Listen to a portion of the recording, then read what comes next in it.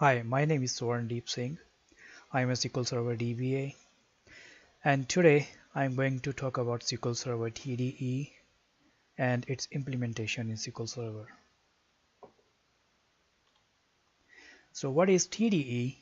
TDE stands for Transparent Data Encryption. It is used by companies like Microsoft, Oracle, IBM in their database products to encrypt data files. There is a non-compliance data at rest. So this technology, transparent data encryption, satisfies that compliance. TDE was first introduced by Microsoft with SQL Server 2008. TDE is available with Enterprise Edition. It is also available with Developers Edition and Evaluation Edition.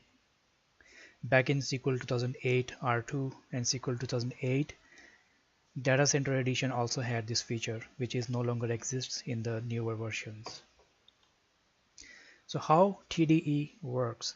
With TDE, database files are encrypted, hence prevents the data files from being exploited if data files are backed up are or copied out with bad intentions. For example, if a SQL server has a database which is encrypted using TDE, someone copies the data files, log files, or even backup images, they cannot utilize that unless they have the certificate and the private keys.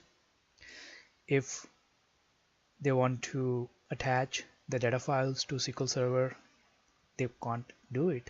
And if they want to open the data files in Notepad or any text editor, they can't do that. And if they try to restore, they still can't do that without the certificate. So it's a good protection as long as it is related to data files only. So we'll see next how or what we can do, what limitations we have with TDE, and how we can keep it secure in case just we need it for recovery. These are some facts for TDE. For backups, if compression is enabled, probably you won't see much benefit of compression. Generally, Microsoft recommends that encryption and compression both should not be enabled together. Compression will, as compression's logic is different, it tries to deduplicate data in the data files to reduce the file size. With encryption, compression cannot do much. So keep that in mind, that if you're compressing the database without encryption, with encryption, data file or the backup file size will increase significantly. If any of the database is encrypted on an instance, TempDB will anyway get encrypted. So for example, if you have 100 of databases on one SQL server, only one of the databases is encrypted, TempDB will have to be encrypted anyway. So if you have, let's say, out of 199 databases not encrypted, and if those databases have to use TempDB, those databases may see some performance impact. So keep that in mind also when you are planning for TDE. In any database, if there are file groups which are read-only, you cannot enable TDE. If you try to enable TDE, it will fail. So make sure that you don't have any read-only file groups for the database. Once TDE is enabled, the mirroring and logship databases on the other side will also be encrypted because they follow the transaction logs, and TDE encrypts the transaction logs. About certificates, TDE is a certificate based, so each certificate has expiry date. Even though any certificate expires, that doesn't mean that TDE will stop working. SQL Server will still honor the certificate, though you can either renew the certificate, or when first time you create the certificate, you can have longer expiry date, or if you have compliance to have a certificate rotate every year. In that case, you have to regenerate the certificate. And when you regenerate, typically it is redoing the encryption. So using the expiry underscore date option while enabling the certificate or while generating the certificate, you can put a custom date or custom expiry date. By default, it is 1 year. From the hierarchy point of view, how encryption is taking benefit from operating system. The operating system has inbuilt APIs.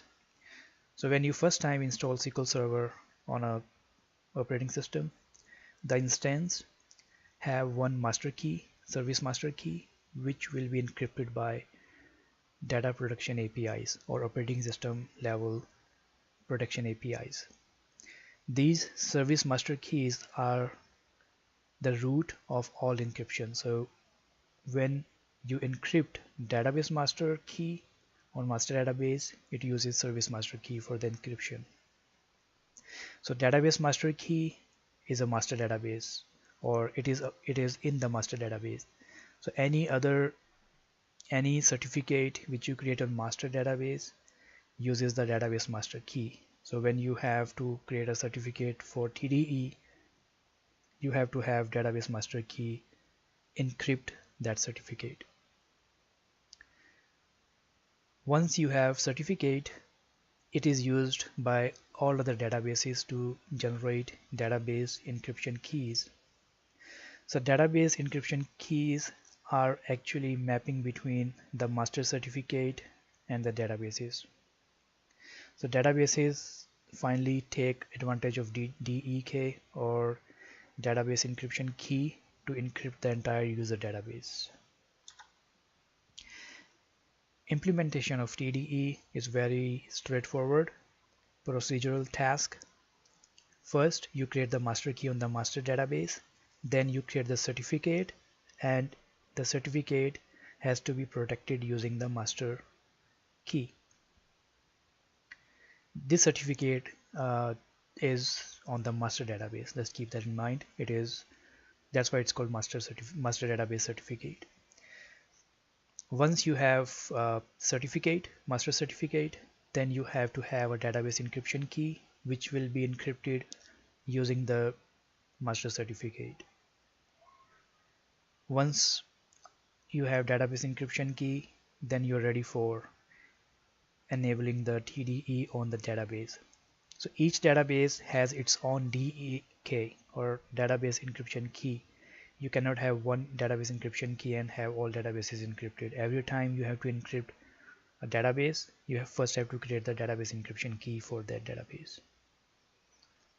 So once you enable encryption for database, then everything runs in the background. So the data files starts getting encrypted, starts going through the process. It is called onboarding encryption, which takes some time based on the size of database, based on the data type. You can see the status, how it is doing. We'll see in the next slides. Last but not least, you should back up your certificates and private keys at the safe place. You definitely need it in case you have to have a situation where you have to recover the database. Without a certificate or without certificate and private keys, you cannot recover the database. So now a couple of slides are for the demo. So I will skip the slides and go directly to the SQL Server demo. I have a virtual machine here. The very first thing you have to do is to create the master key as we discussed in the slides. So let me go through it. The master key is in the master database, so definitely you have to use master. In case you won't use it, then probably you won't be able to create it. And it is also encrypted by the password. So, you should use a strong password here. So let me execute it. So it has created a master key on the master database. So next step is to create the certificate. So when you create the certificate here, we are not providing any any password because it is by default encrypted by master key. So we have syntax, create certificate, name of the certificate, and a subject. Let me execute it. Okay, we have certificate now. If you want to search for the certificate is there, you can run a query here. I should have a query down here. Okay, so now you can see the certificate here. Whatever options we specified, you should see here. For example, it has subject that we provided, encrypted by master key. So making sure that we have the certificate in place. Now, as we discussed earlier, the mapping has to be done between database and the certificate. That is called the database encryption key. This encryption key is not only mapping, but it is the algorithm and also the size of the algorithm. So we are using AES 256 algorithm here for database encryption key, and also we are specifying here that we want to encrypt this database encryption key with the certificate we created here in this step. So let me execute this. Alright, there's a warning. It's just a warning. Every time you create it, it will show you the same warning. It tells you that you need to back up your encryption, your certificate. So if you lose your certificate or you don't have certificate, you cannot recover the database. So I'll jump to the certificate backup here. So let me delete my old certificates. I did it before the demo. I created samples. Okay.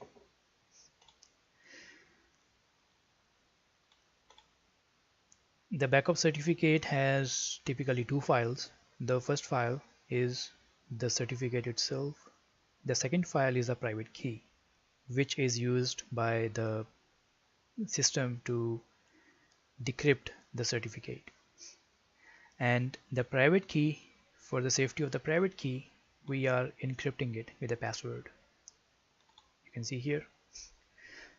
So we should have two files now. One is for certificate, other one for the private key, and both of the files are needed in case you have to recover the database. Alright, so let's check here. Okay, we have private key and certificate here. If you want to open the certificate, feel free, you can read it. As we didn't tell any expiry date, it is by default 1 year. You can see here.